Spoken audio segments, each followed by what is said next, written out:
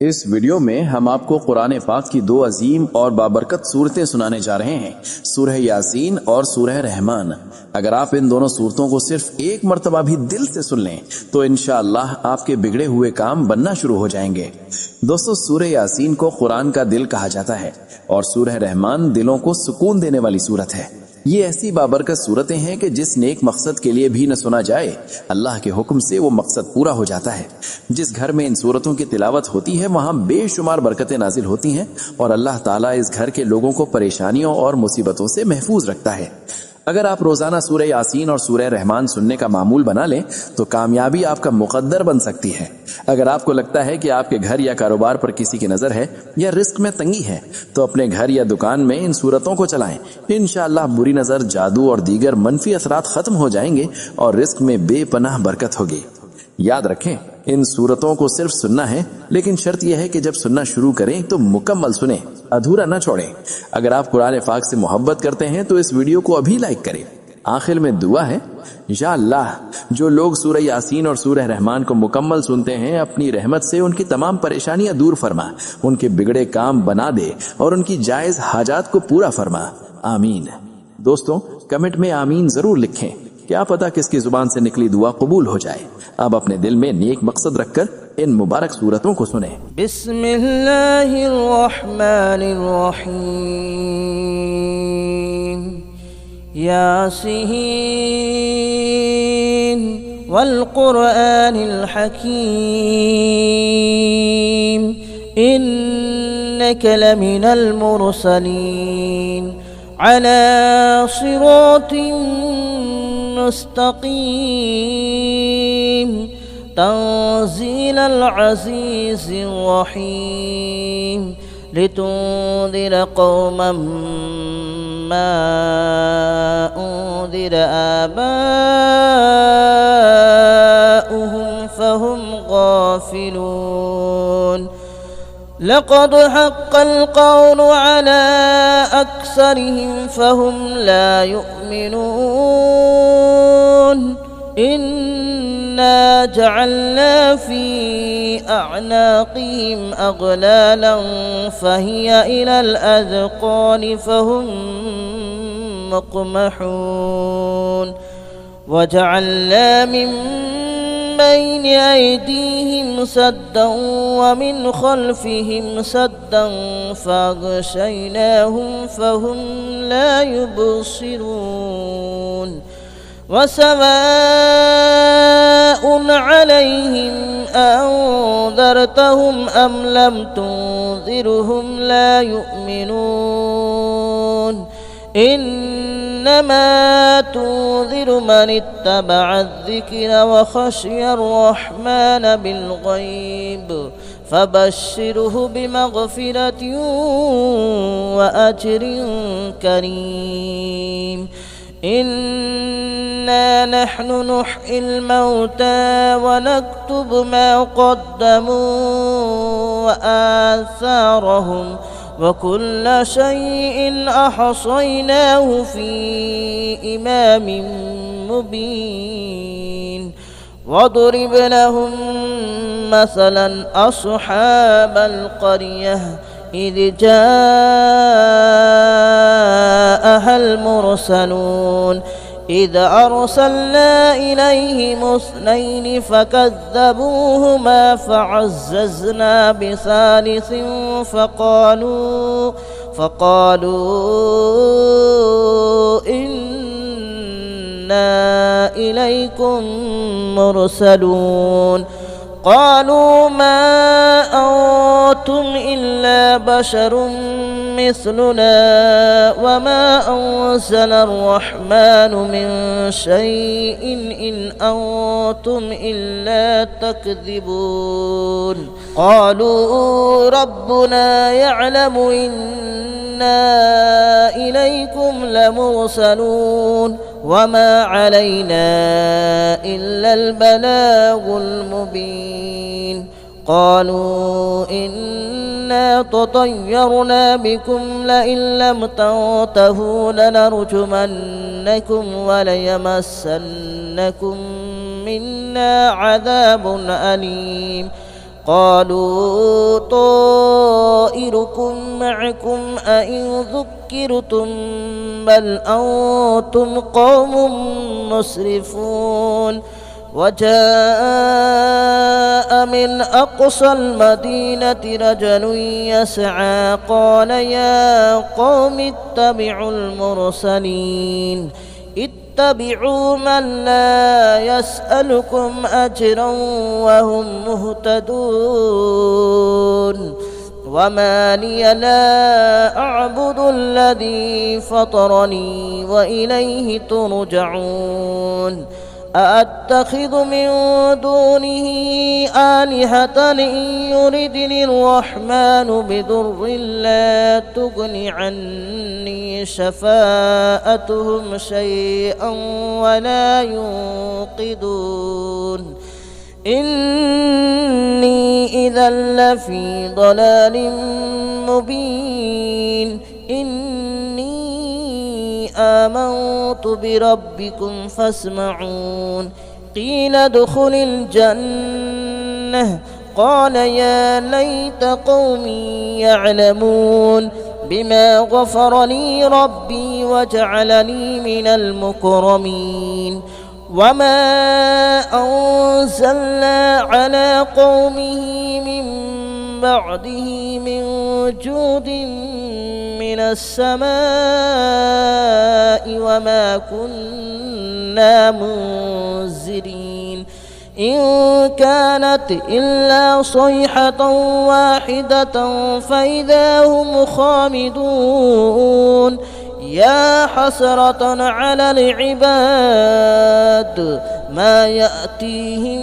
من رسول إلا كانوا به يستهزئون ألم يروا كم أهلكنا قبلهم من القرون أنهم إليهم لا يرجعون وإن كل لما جميع لدينا محضرون وآية لهم الأرض الميتة أحييناها وأخرجنا منها حبا فمنه يأكلون وجعلنا فيها جنات من نخيل وأعناب وفجرنا فيها من العيون ليأكلوا من ثمره وما عملته أيديهم أفلا يشكرون سبحان الذي خلق الأزواج كلها مما تنبت الأرض ومن أنفسهم ومما لا يعلمون وآية لهم الليل نسلخ منه النهار فإذا هم مظلمون والشمس تجري لمستقر لها ذلك تقدير العزيز العليم والقمر قدرناه منازل حتى عاد كالعرجون القديم لا الشمس ينبغي لها أن تدرك القمر ولا الليل سابق النهار وكل في فلك يسبحون وآية لهم ألا حملنا ذريتهم في الفلك المشحون وخلقنا لهم من مثله ما يركبون وإن نشأ نغرقهم فلا صريخ لهم ولا هم ينقذون إلا رحمة منا ومتاعا إلى حين وإذا قيل لهم اتقوا ما بين أيديكم وما خلفكم لعلكم ترحمون وما تأتيهم من آية من آيات ربهم إلا كانوا عنها معرضين وإذا قيل لهم أنفقوا مما رزقكم الله قال الذين كفروا للذين آمنوا أنطعم من لو يشاء الله أطعمه إن أنتم إلا في ضلال مبين ويقولون متى هذا الوعد إن كنتم صادقين ما ينظرون إلا صيحة واحدة تأخذهم وهم يخصمون فلا يستطيعون توصية ولا إلى أهلهم يرجعون ونفخ في الصور فإذا هم من الأجداث إلى ربهم ينسلون قالوا يا ويلنا من بعثنا من مرقدنا هذا ما وعد الرحمن وصدق المرسلون إن كانت إلا صيحة واحدة فإذا هم جميع لدينا محضرون فاليوم لا تظلم نفس شيئا ولا تجزون إلا ما كنتم تعملون إن أصحاب الجنة اليوم في شغل فاكهون هم وأزواجهم في ظلال على الأرائك متكئون لهم فيها فاكهة ولهم ما يدعون سلام قولا من رب رحيم وامتازوا اليوم أيها المجرمون ألم أعهد إليكم يا بني آدم ألا تعبدوا الشيطان ألم أعهد إليكم يا بني آدم ألا تعبدوا الشيطان إنه لكم عدو مبين وأن اعبدوني هذا صراط مستقيم ولقد أضل منكم جبلا كثيرا أفلم تكونوا تعقلون هذه جهنم التي كنتم توعدون اصلوها اليوم بما كنتم تكفرون اليوم نختم على أفواههم وتكلمنا أيديهم وتشهد أرجلهم بما كانوا يكسبون ولو نشاء لطمسنا على أعينهم فاستبقوا الصراط فأنى يبصرون ولو نشاء لمسخناهم على مكانتهم فما استطاعوا مضيا ولا يرجعون ومن نعمره ننكسه في الخلق أفلا يعقلون وما علمناه الشعر وما ينبغي له إن هو إلا ذكر وقرآن مبين لينذر من كان حيا ويحق القول على الكافرين أولم يروا أنا خلقنا لهم مما عملت أيدينا أنعاما فهم لها مالكون وذللناها لهم فمنها ركوبهم ومنها يأكلون ولهم فيها منافع ومشارب أفلا يشكرون واتخذوا من دون الله آلهة لعلهم ينصرون لا يستطيعون نصرهم وهم لهم جند محضرون فلا يحزنك قولهم إن إنا نعلم ما يسرون وما يعلنون أولم ير الإنسان أنا خلقناه من نطفة فإذا هو خصيم مبين وضرب لنا مثلا ونسي خلقه قال من يحيي العظام وهي رميم قل يحييها الذي أنشأها أول مرة وهو بكل خلق عليم الذي جعل لكم من الشجر الأخضر نارا فإذا أنتم منه توقدون أوليس الذي خلق السماوات والأرض بقادر على أن يخلق مثلهم بلى وهو الخلاق العليم إنما أمره إذا أراد شيئا أن يقول له كن فيكون فسبحان الذي بيده ملكوت كل شيء وإليه ترجعون بسم الله الرحمن الرحيم الرحمن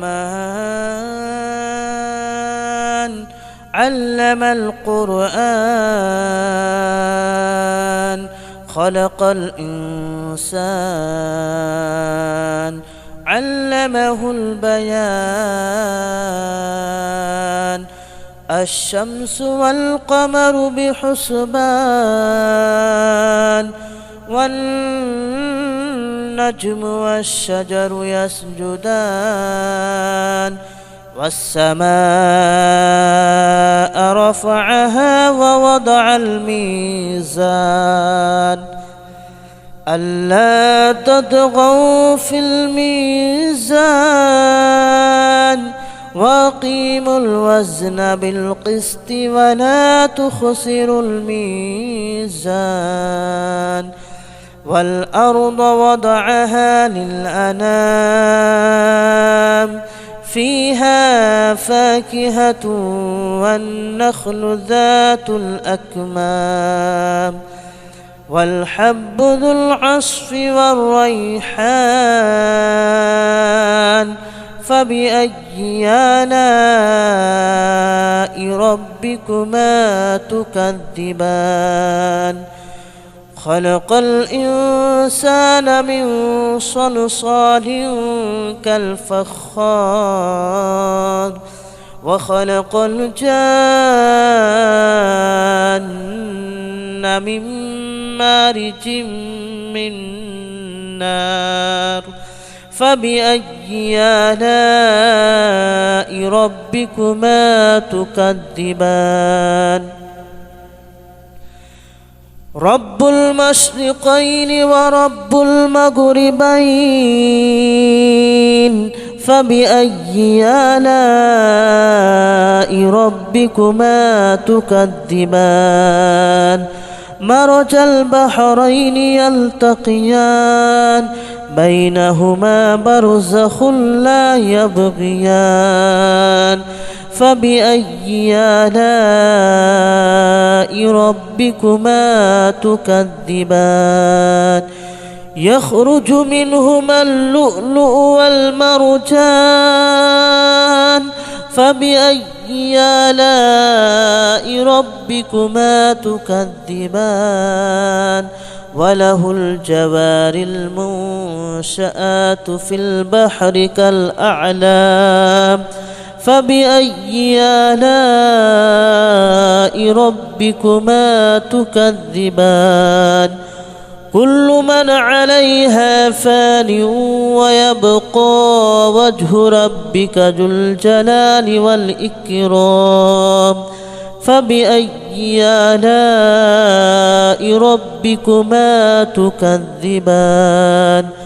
يسأله من في السماوات والأرض كل يوم هو في شأن فبأي آلاء ربكما تكذبان سنفرغ لكم أيها الثقلان فبأي آلاء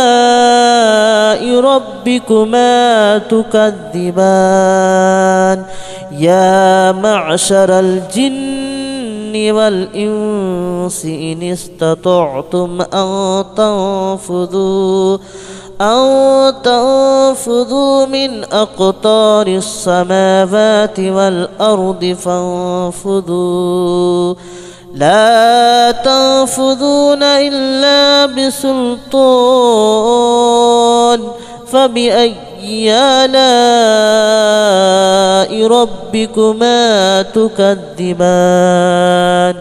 يرسل عليكما شواظ من نار ونحاس فلا تنتصران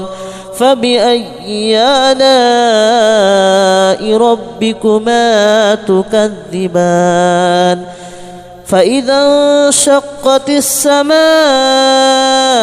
فكانت وردة كالدهان فبأي آلاء ربكما تكذبان فيومئذ لا يسأل عن ذنبه إنس ولا جان فبأي آلاء ربكما تكذبان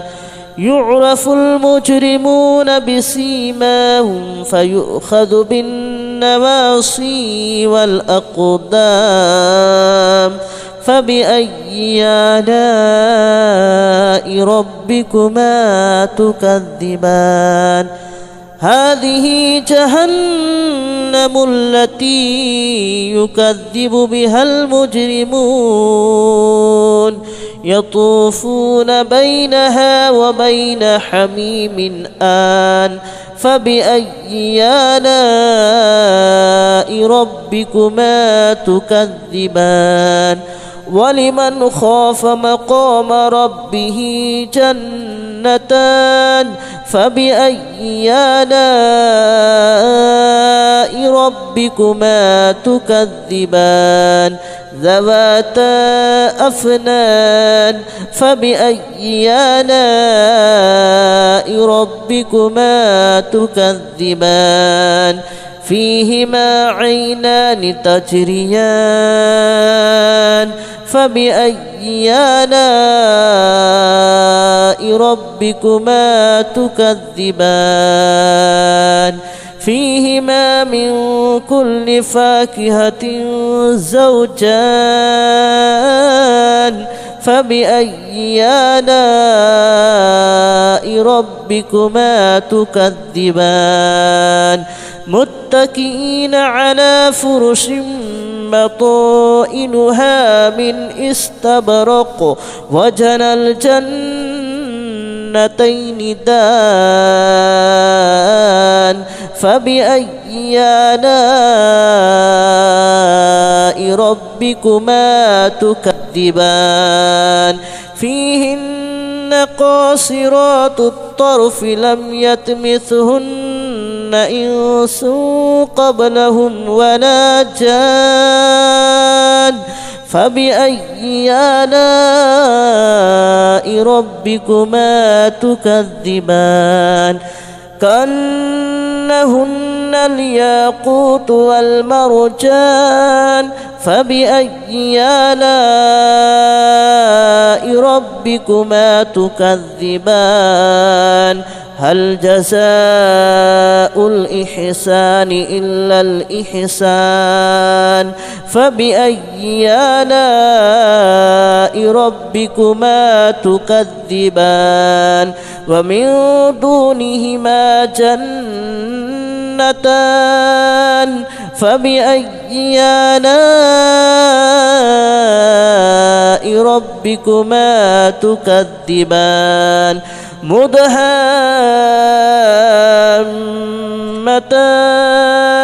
فبأي آلاء ربكما تكذبان فيهما عينان نضاختان فبأي آلاء ربكما تكذبان فيهما فاكهة ونخل ورمان فبأي آلاء ربكما تكذبان فيهن خيرات حسان فبأي آلاء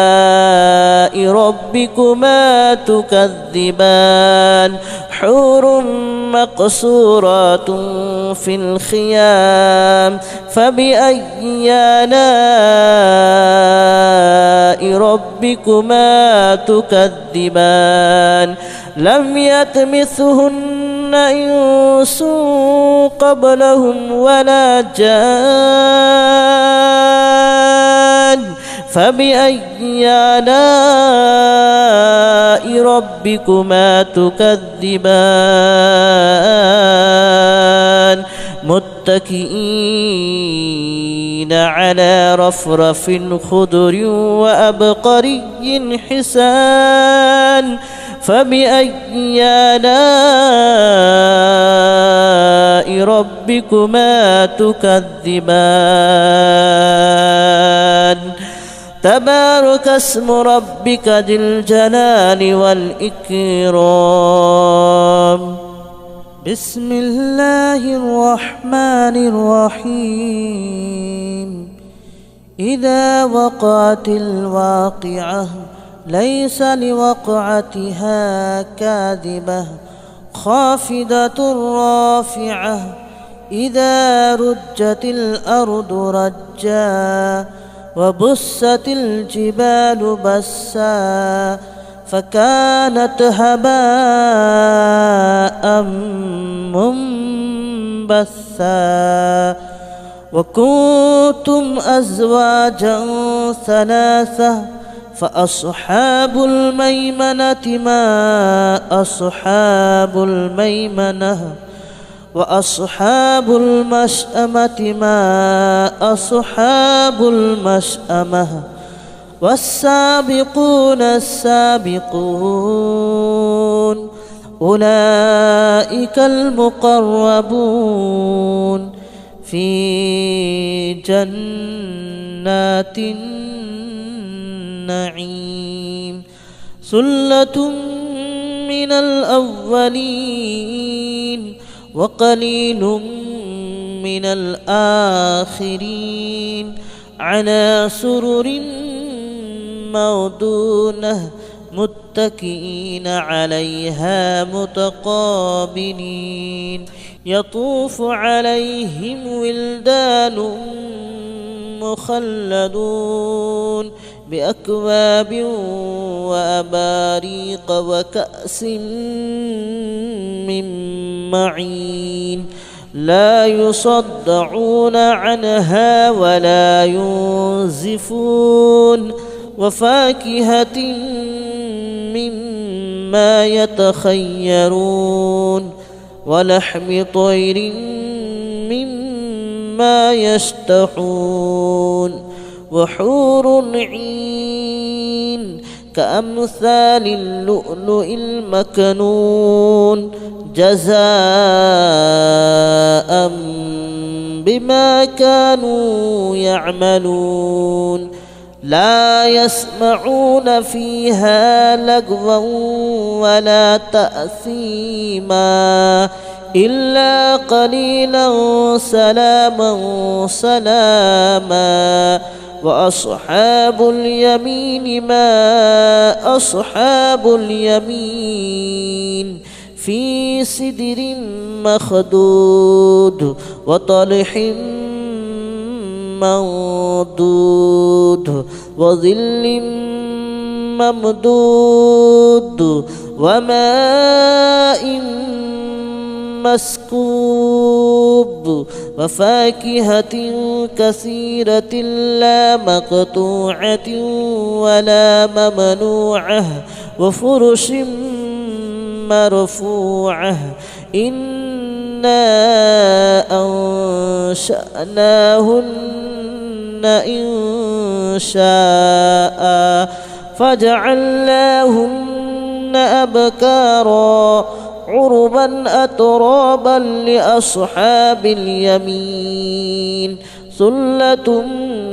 من الأولين وثلة من الآخرين وأصحاب الشمال ما أصحاب الشمال في سموم وحميم وظل من يحموم لا بارد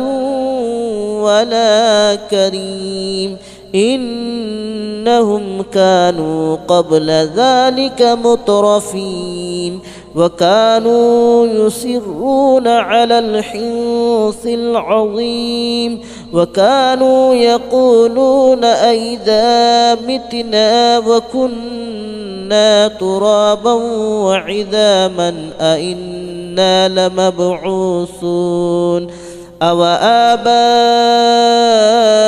الأولون قل إن الأولين والآخرين لمجموعون إلى ميقات يوم معلوم ثم إنكم أيها الضالون المكذبون لآكلون من شجر من زقوم فمالئون منها البطون فشاربون عليه من الحميم فشاربون شرب الحميم هذا نزلهم يوم الدين نحن خلقناكم فلولا تصدقون أفرأيتم ما تمنون أأنتم تخلقونه أم نحن الخالقون نحن قدرنا بينكم الموت وما نحن بمسبوقين على أن نبدل أمثالكم وننشئكم فيما لا تعلمون ولقد علمتم النشأة الأولى فلولا تذكرون أفرأيتم ما تحرثون أأنتم تزرعونه أم نحن الزارعون لو نشاء لجعلناه هطاما فظلتم تفكهون إنا لمغرمون بل نحن محرومون أفرأيتم الماء الذي تشربون أأنتم أنزلتموه من المزن أم نحن المنزلون لو نشاء جعلناه أجاجا فلولا تشكرون أفرأيتم النار التي تورون أأنتم أنشأتم شجرتها أم نحن المنشئون نحن جعلناها تذكرة ومتاعا للمتقين نحن جعلناها تذكرة ومتاعا للمقوين فسبح باسم ربك العظيم فلا أقسم بمواقع النجوم وإنه لقسم لو تعلمون عظيم إنه لقرآن كريم في كتاب مكنون لا يمسه إلا المطهرون تنزيل من رب العالمين أفبهذا الحديث أنتم مدهنون وتجعلون رزقكم أنكم تكذبون فلولا إذا بلغت الحلقوم وأنتم حينئذ تنظرون ونحن أقرب إليه منكم ولكن لا تبصرون فلولا إن كنتم غير مدينين ترجعونها إن كنتم صادقين فأما إن كان من المقربين فروح وريحان وجنة نعيم وأما إن كان من أصحاب اليمين فسلام لك من أصحاب اليمين وأما إن كان من المكذبين الضالين فنزل من حميم وتصلية جحيم إن هذا لهو حق اليقين فسبح باسم ربك العظيم بسم الله الرحمن الرحيم ياسين والقرآن الحكيم إنك لمن المرسلين على صراط مستقيم تنزيل العزيز الرحيم لتنذر قوما ما أنذر آباؤهم فهم غافلون لقد حق القول على أكثرهم فهم لا يؤمنون إنا جعلنا في أعناقهم أغلالا فهي إلى الأذقان فهم مقمحون وجعلنا من بين أيديهم سدا ومن خلفهم سدا فأغشيناهم فهم لا يبصرون وسواء عليهم أنذرتهم أم لم تنذرهم لا يؤمنون إنما تنذر من اتبع الذكر وخشي الرحمن بالغيب فبشره بمغفرة وأجر كريم إنا نحن نحيي الموتى ونكتب ما قدموا وآثارهم وكل شيء أحصيناه في إمام مبين واضرب لهم مثلا أصحاب القرية إذ جاءها المرسلون إذ أرسلنا إليهم اثنين فكذبوهما فعززنا بثالث فقالوا إنا إليكم مرسلون قالوا ما أنتم إلا بشر مثلنا وما أنزل الرحمن من شيء إن أنتم إلا تكذبون قالوا ربنا يعلم إنا إليكم لمرسلون وما علينا إلا البلاغ المبين قالوا إنا تطيرنا بكم لئن لم تنتهوا لنرجمنكم وليمسنكم منا عذاب أليم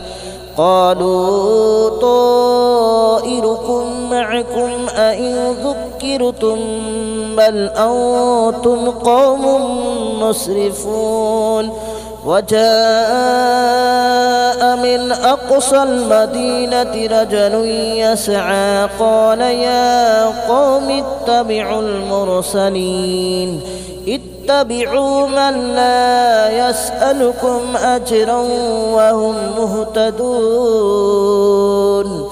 وما لي لا أعبد الذي فطرني وإليه ترجعون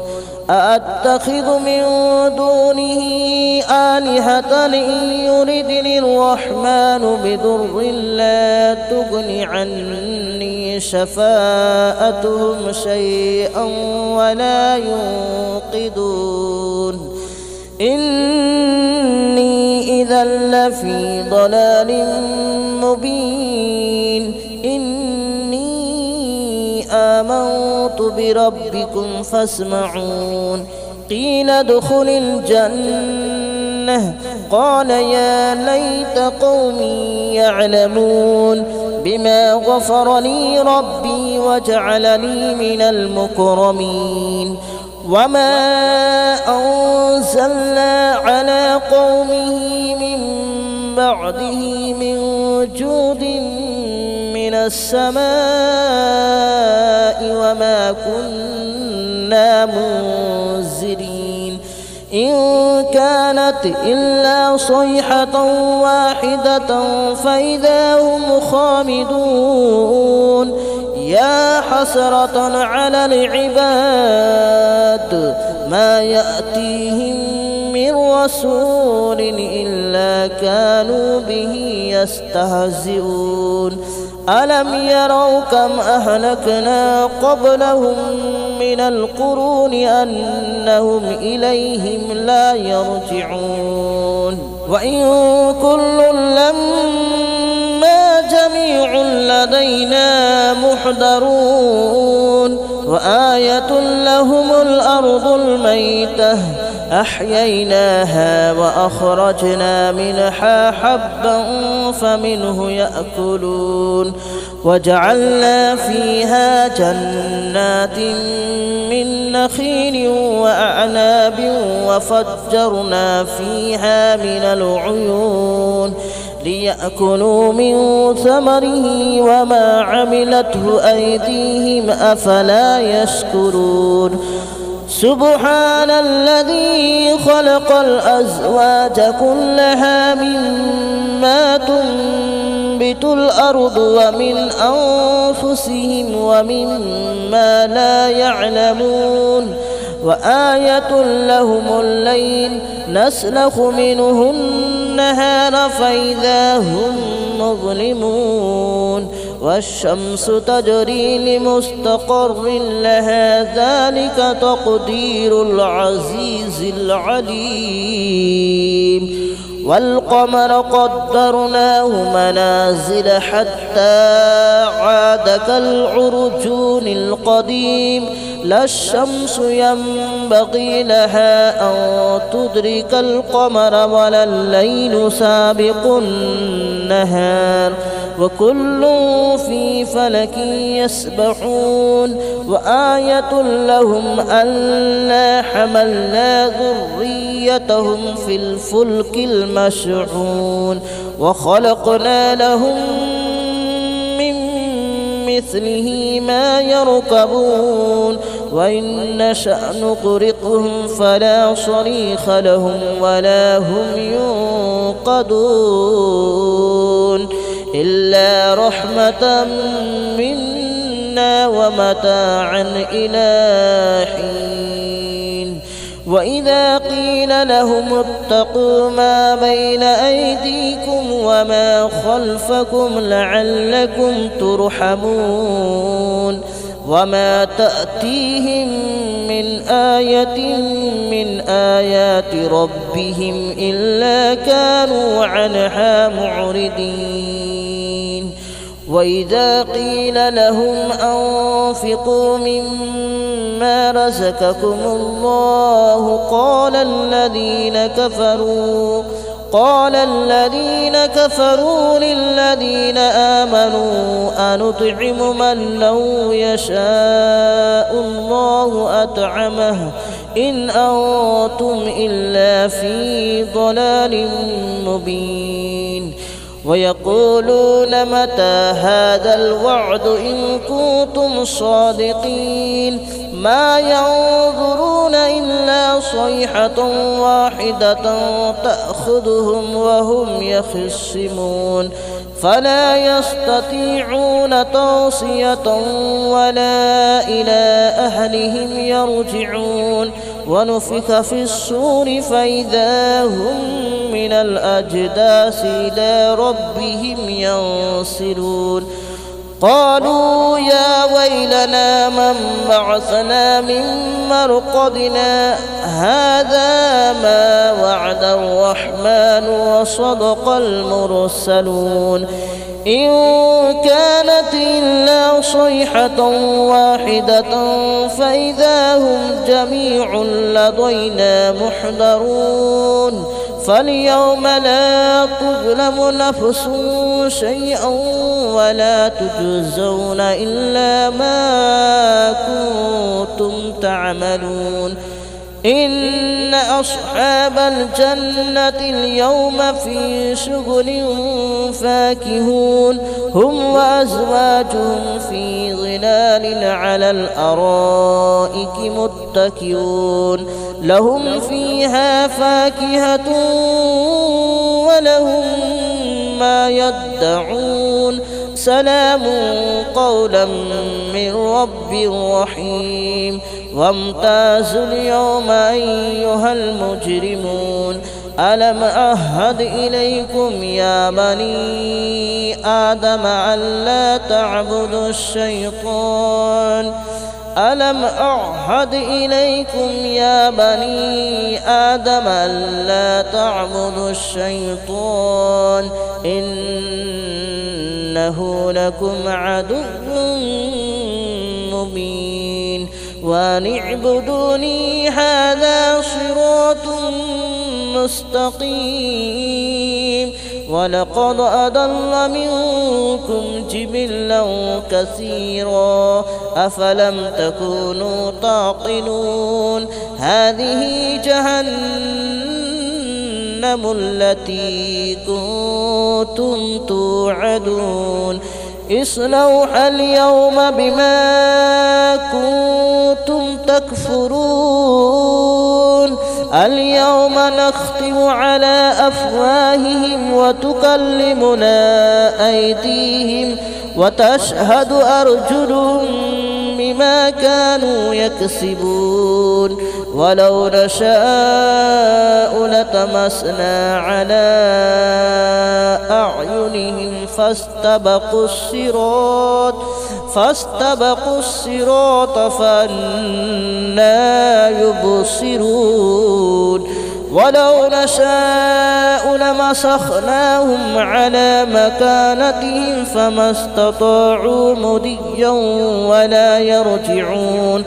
ومن نعمره ننكسه في الخلق أفلا يعقلون وما علمناه الشعر وما ينبغي له إن هو إلا ذكر وقرآن مبين لينذر من كان حيا ويحق القول على الكافرين أولم يروا أنا خلقنا لهم مما عملت أيدينا أنعاما فهم لها مالكون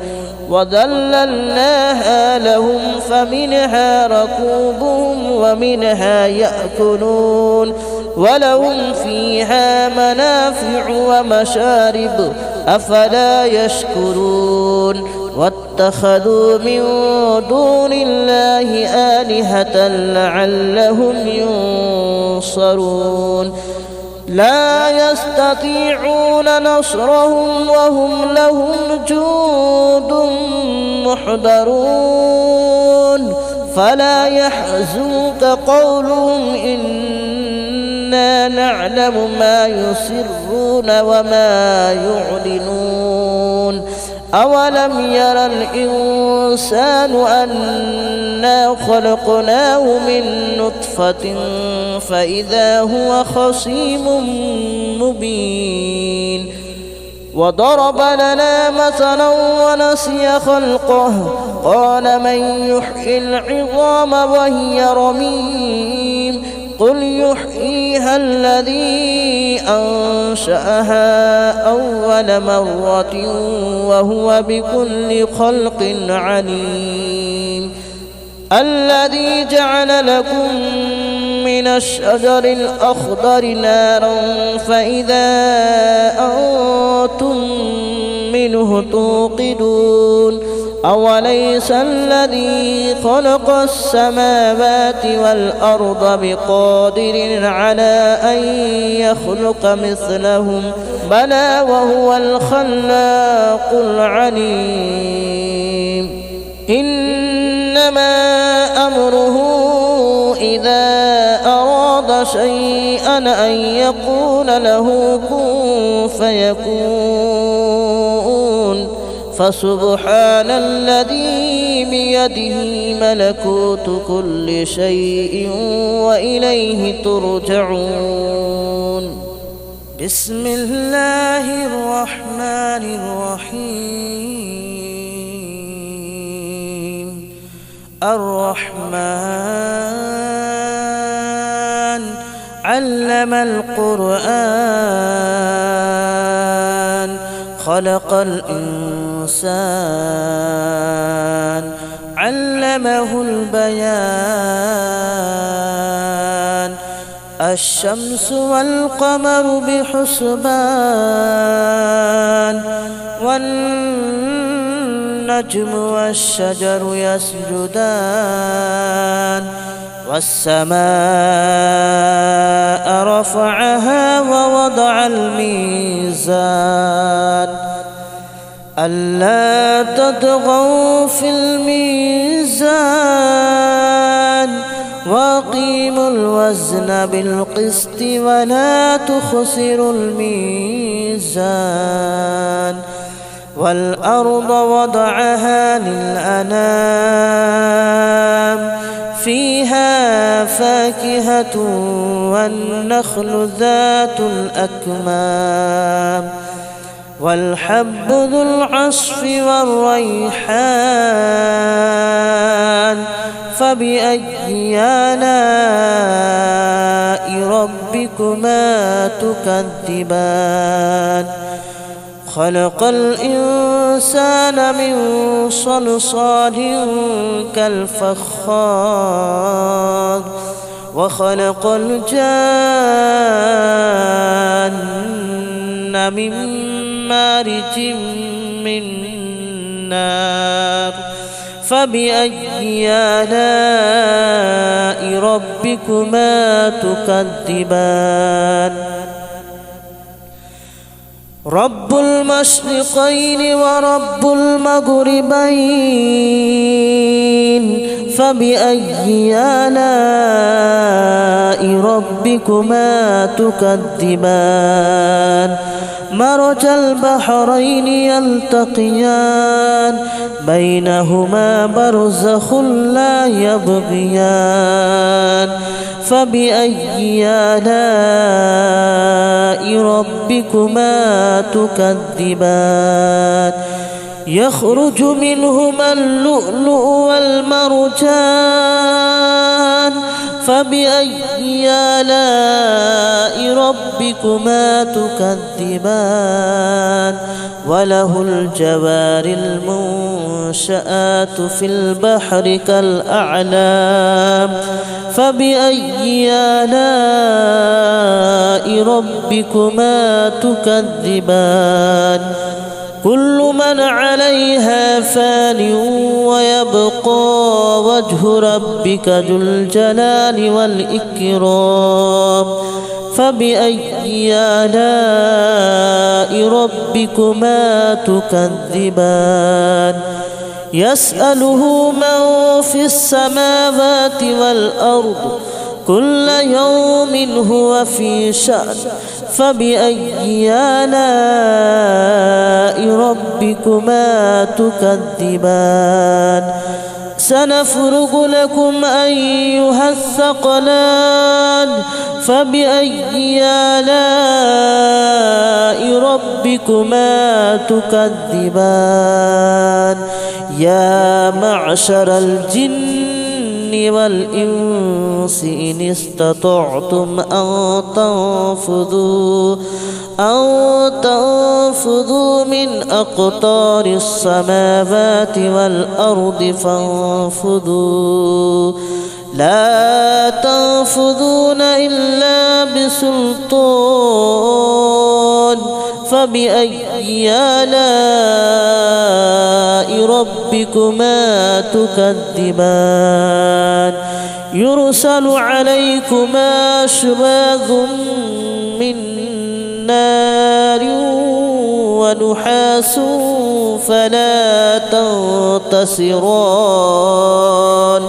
فبأي آلاء ربكما تكذبان فإذا انشقت السماء فكانت وردة كالدهان فبأي آلاء ربكما تكذبان فيومئذ لا يسأل عن ذنبه إنس ولا جان فبأي آلاء ربكما تكذبان يعرف المجرمون بسيماهم فيؤخذ بالنواصي والأقدام فبأي آلاء ربكما تكذبان هذه جهنم التي يكذب بها المجرمون يطوفون بينها وبين حميم آن فبأي آلاء ربكما تكذبان ولمن خاف مقام ربه جنتان فبأي آلاء ربكما تكذبان ذواتا أفنان فبأي آلاء ربكما تكذبان فيهما عينان تجريان فبأي آلاء ربكما تكذبان فيهما من كل فاكهة زوجان فبأي آلاء ربكما تكذبان متكئين على فرش بطائنها من استبرق وجنى الجنتين دان فبأي آلاء ربكما تكذبان فيهن قاصرات الطرف لم يطمثهن إنس قبلهم ولا جان فبأي آلاء ربكما تكذبان كأنهن الياقوت والمرجان فبأي آلاء ربكما تكذبان هل جزاء الإحسان إلا الإحسان فبأي آلاء ربكما تكذبان ومن دونهما جنتان فبأي آلاء ربكما تكذبان مدهامتان فبأي آلاء ربكما تكذبان فيهما عينان نضاختان فبأي آلاء ربكما تكذبان فيهما فاكهة ونخل ورمان فبأي آلاء ربكما تكذبان فيهن خيرات حسان فبأي آلاء ربكما تكذبان حور مقصورات في الخيام فبأي آلاء ربكما تكذبان لم يطمثهن إنس قبلهم ولا جان فبأي آلاء ربكما تكذبان متكئين على رفرف خضر وأبقري حسان فبأي آلاء ربكما تكذبان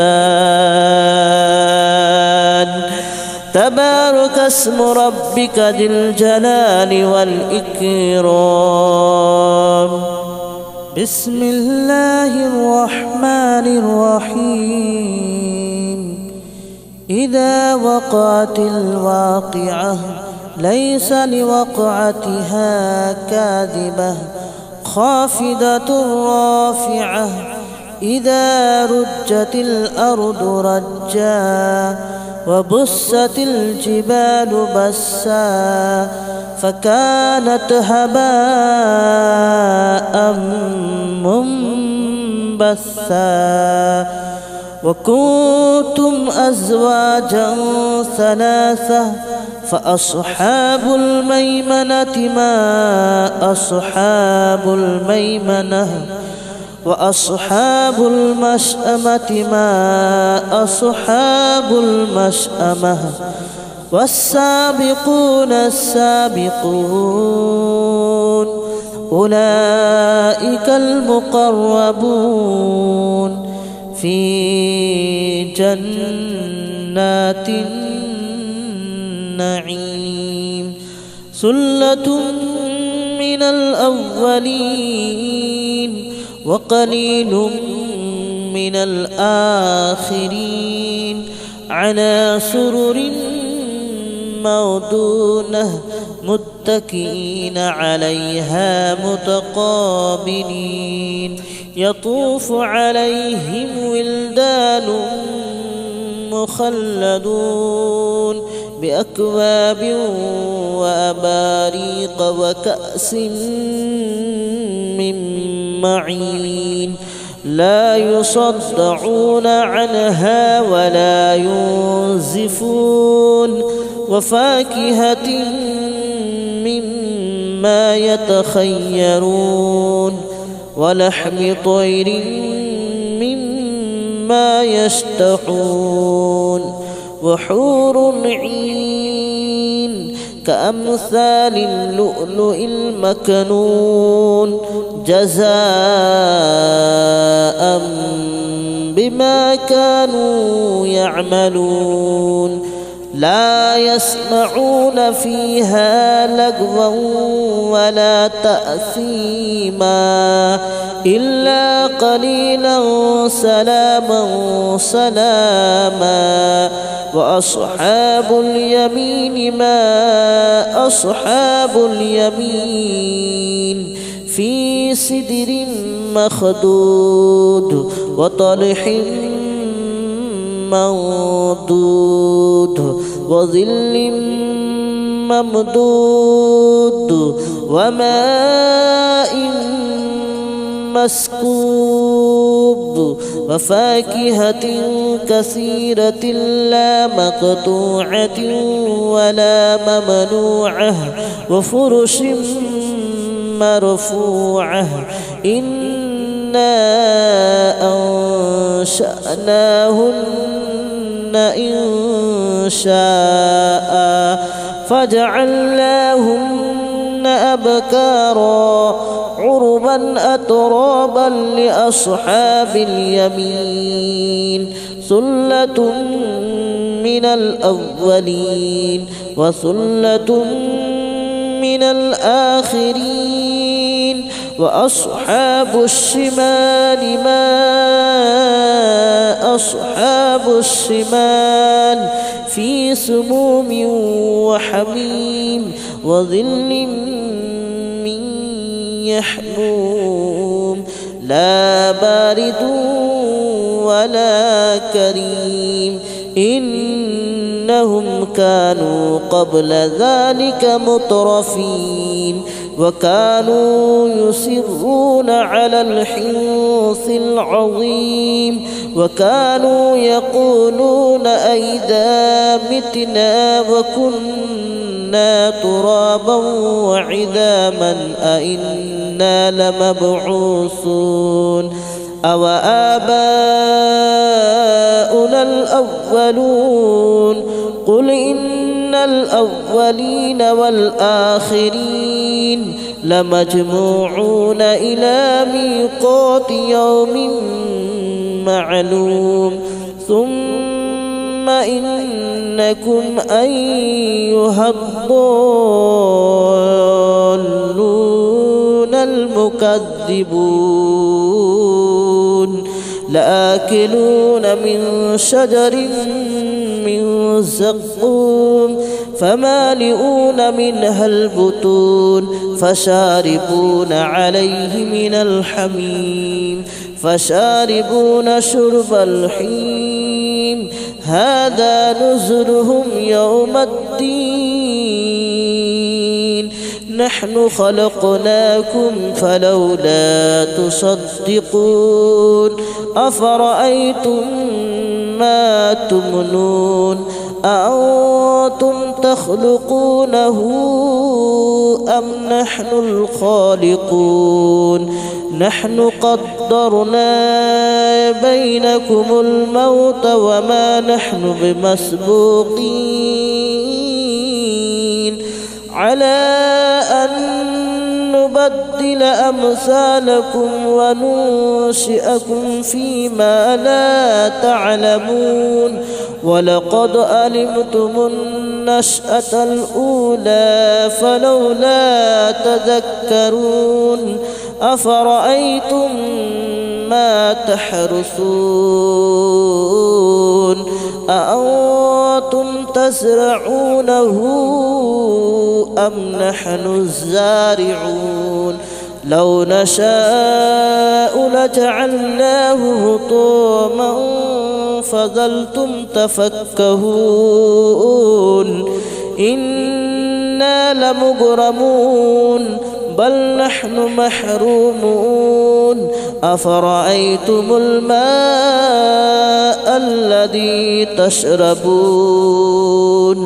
أأنتم أنزلتموه من المزن أم نحن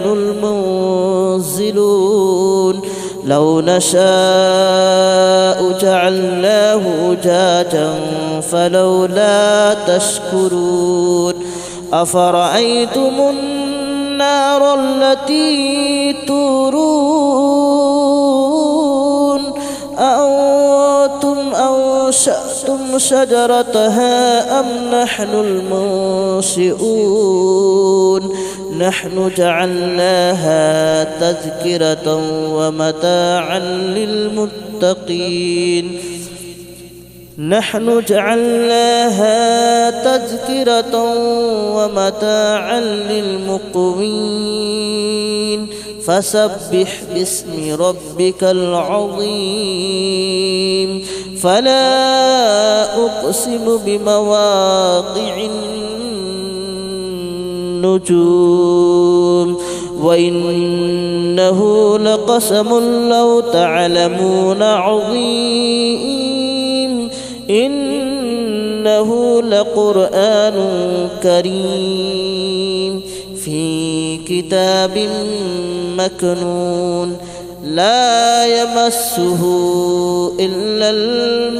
المطهرون تنزيل من رب العالمين أفبهذا الحديث أنتم مدهنون وتجعلون رزقكم أنكم تكذبون فلولا إذا بلغت الحلقوم وأنتم حينئذ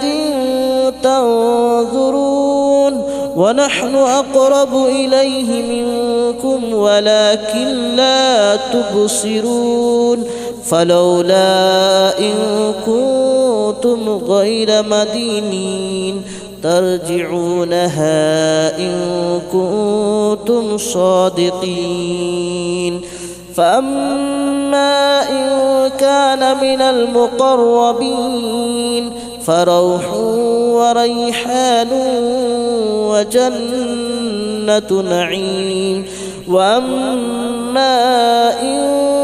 كان من أصحاب اليمين فسلام لك من أصحاب اليمين وأما إن كان من المكذبين الضالين فنزل من حميم وتصلية جحيم إن هذا لهو حق اليقين فسبح باسم ربك العظيم بسم الله الرحمن الرحيم ياسين والقرآن الحكيم إنك لمن المرسلين على صراط مستقيم تنزيل العزيز الرحيم لتنذر قوما ما أنذر آباؤهم فهم غافلون لقد حق القول على أكثرهم فهم لا يؤمنون إنا جعلنا في أعناقهم أغلالا فهي إلى الأذقان فهم مقمحون وجعلنا من بين أيديهم سدا ومن خلفهم سدا فأغشيناهم فهم لا يبصرون وسواء عليهم أنذرتهم أم لم تنذرهم لا يؤمنون إنما تنذر من اتبع الذكر وخشي الرحمن بالغيب فبشره بمغفرة وأجر كريم إنا نحن نحيي الموتى ونكتب ما قدموا وآثارهم وكل شيء أحصيناه في إمام مبين واضرب لهم مثلا أصحاب القرية إذ جاءها المرسلون إذ أرسلنا إليهم 2 فكذبوهما فعززنا بثالث فقالوا إنا إليكم مرسلون قالوا ما أنتم إلا بشر مثلنا وما أنزل الرحمن من شيء إن أنتم إلا تكذبون قالوا ربنا يعلم إنا إليكم لمرسلون وما علينا إلا البلاغ المبين قالوا إنا تطيرنا بكم لئن لم تنتهوا لنرجمنكم وليمسنكم منا عذاب أليم قالوا طائركم معكم أئن ذكرتم بل أنتم قوم مسرفون وجاء من أقصى المدينة رجل يسعى قال يا قوم اتبعوا المرسلين اتبعوا من لا يسألكم أجرا وهم مهتدون وما لي لا أعبد الذي فطرني وإليه ترجعون أأتخذ من دونه آلهة إن يردني الرحمن بضر لا تغن عني شفاءتهم شيئا ولا ينقذون إني إذا لفي ضلال مبين إني آمنت بربكم فاسمعون قيل ادخل الجنة قال يا ليت قومي يعلمون بما غفر لي ربي وجعلني من المكرمين وما أنزلنا على قومه من بعده من جود من السماء وما كنا منزلين إن كانت إلا صيحة واحدة فإذا هم خامدون يا حسرة على العباد ما يأتيهم من رسول إلا كانوا به يستهزئون ألم يروا كم أهلكنا قبلهم من القرون أنهم إليهم لا يرجعون وإن كل لما جميع لدينا محضرون وآية لهم الأرض الميتة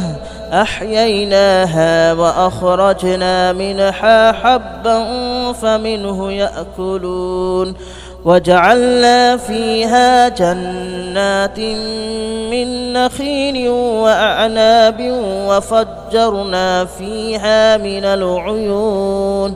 ليأكلوا من ثمره وما عملته أيديهم أفلا يشكرون سبحان الذي خلق الأزواج كلها مما تنبت الأرض ومن أنفسهم ومما لا يعلمون وآية لهم الليل نسلخ منه النهار فإذا هم مظلمون والشمس تجري لمستقر لها ذلك تقدير العزيز العليم والقمر قدرناه منازل حتى عاد كالعرجون القديم لا الشمس ينبغي لها أن تدرك القمر ولا الليل سابق النهار وكل في فلك يسبحون وآية لهم ألا حملنا ذريتهم في الفلك المشحون وخلقنا لهم من مثله ما يركبون وإن نشأ نغرقهم فلا صريخ لهم ولا هم ينقذون إلا رحمة منا ومتاعا إلى حين وإذا قيل لهم اتقوا ما بين أيديكم وما خلفكم لعلكم ترحمون وما تأتيهم من آية من آيات ربهم إلا كانوا عنها معرضين وإذا قيل لهم أنفقوا مما رزقكم الله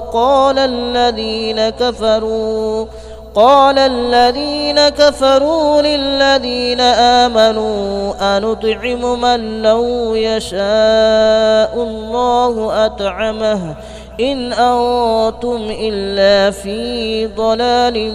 مبين ويقولون متى هذا الوعد إن كنتم صادقين ما ينظرون إلا صيحة واحدة تأخذهم وهم يخصمون فلا يستطيعون توصية ولا إلى أهلهم يرجعون ونفخ في الصور فإذا هم من الأجداث إلى ربهم ينسلون قالوا يا ويلنا من بعثنا من مرقدنا هذا ما وعد الرحمن وصدق المرسلون إن كانت إلا صيحة واحدة فإذا هم جميع لدينا محضرون فاليوم لا تظلم نفس شيئا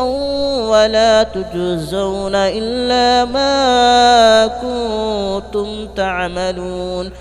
إن أصحاب الجنة اليوم في شغل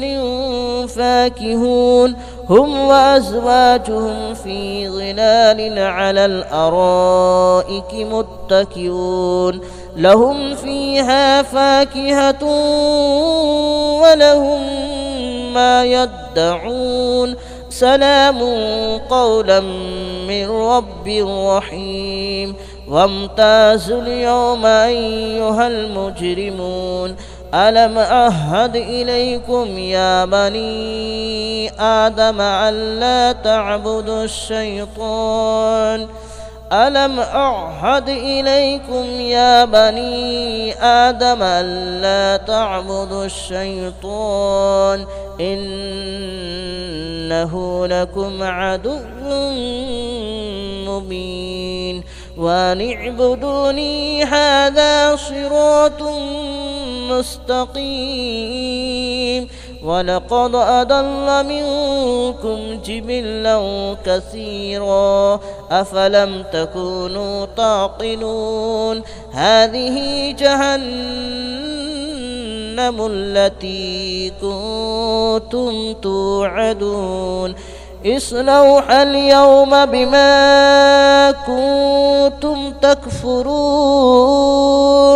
اليوم نختم على أفواههم وتكلمنا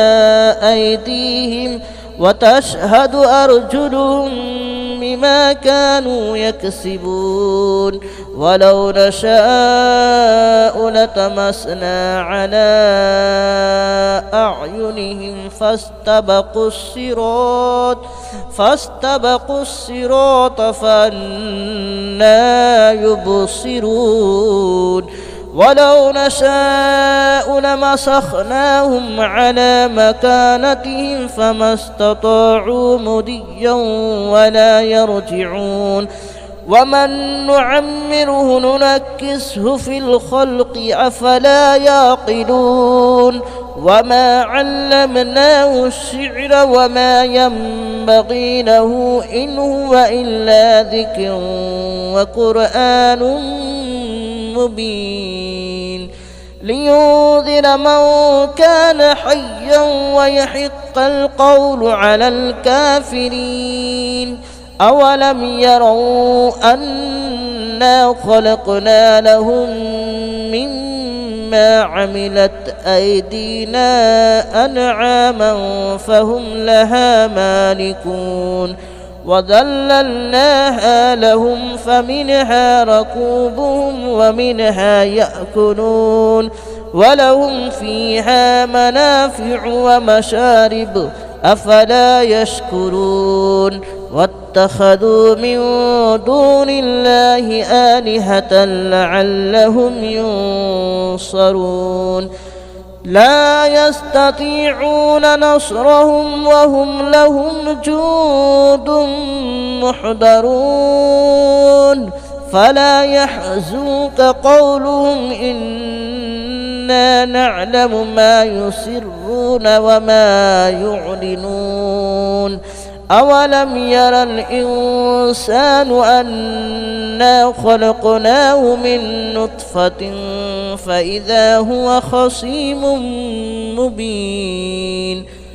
وضرب لنا مثلا ونسي خلقه قال من يحيي العظام وهي رميم قل يحييها الذي أنشأها أول مرة وهو بكل خلق عليم الذي جعل لكم من الشجر الأخضر نارا فإذا أنتم منه توقدون أوليس الذي خلق السماوات والأرض بقادر على أن يخلق مثلهم بلى وهو الخلاق العليم إنما أمره إذا أراد شيئا أن يقول له كن فيكون فسبحان الذي بيده ملكوت كل شيء وإليه ترجعون بسم الله الرحمن الرحيم الرحمن علم القرآن خلق الإنسان علمه البيان الشمس والقمر بحسبان والنجم والشجر يسجدان والسماء رفعها ووضع الميزان ألا تطغوا في الميزان وأقيموا الوزن بالقسط ولا تخسروا